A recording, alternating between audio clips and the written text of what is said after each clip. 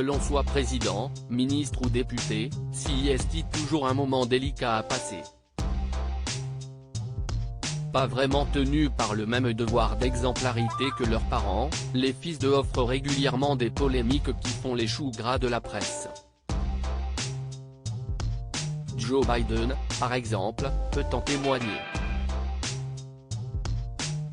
Mardi 20 juin, son fils Hunter Biden, alors visé par la justice pour fraude fiscale et détention illégale d'une arme à feu alors qu'il était encore toxicomane, a reconnu les faits afin d'échapper à la case prison. Un mois auparavant, c'est le fils de Nadine Morano qui a dû faire face à ces actes. L'un de ses 3 enfants, Grégoire, aurait été placé en garde à vue pour délit de fuite, à la suite d'un accident de la circulation. Le fils de l'eurodéputé Les Républicains conduisait alors sous l'emprise de la cocaïne. En janvier 2023 cette fois, CIST Éric Dupond-Moretti, actuel ministre de la Justice, qui a dû condamner les faits de l'un de ses enfants.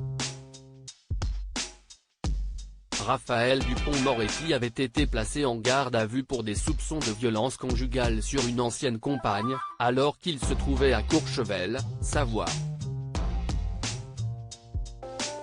Présumé innocent, le fils d'Éric Dupond-Moretti a été mis en examen à l'issue de sa garde à vue puis remis en liberté mais sous contrôle judiciaire. Hunter Biden, Raphaël Dupond-Moretti. Ses enfants de politique ont fait polémique. Eli, fils de Valérie Pécresse, a fait polémique. Valérie Pécresse a également vu son fils, Clément, intégrer la rubrique des faits divers en 2016. Il a été arrêté pour possession de quelques grammes de cannabis, à la sortie de son école d'ingénieur. Garde à vue, perquisition, fuite dans les médias. L'affaire a ébranlé la candidate à la présidentielle 2022, toujours affectée par ce traitement spécifique qu'elle attribue à ses adversaires politiques. Quelques années plus tard, je lui ai dit, on a quand même été cool avec toi, on ne t'a pas embêté. Et là, il m'a répondu, mais tu sais, maman, si vous n'aviez pas été cool. Moi, j'étais prêt à aller me jeter dans la Seine, tellement j'étais mal, vient de raconter la présidente de la région Île-de-France dans une ambition intime sur M6. Les ennuis judiciaires de Thomas Fabius, des difficultés qui peuvent se produire jusqu'au plus haut sommet de l'État, comme lorsque Nicolas Sarkozy a vu son fils Louis être accusé d'avoir jeté une tomate sur une policière à l'Élysée. François Hollande a de son côté eu des soucis en juillet 2012, lorsque Thomas s'est agacé d'un fameux tweet de Valérie Trierweiler,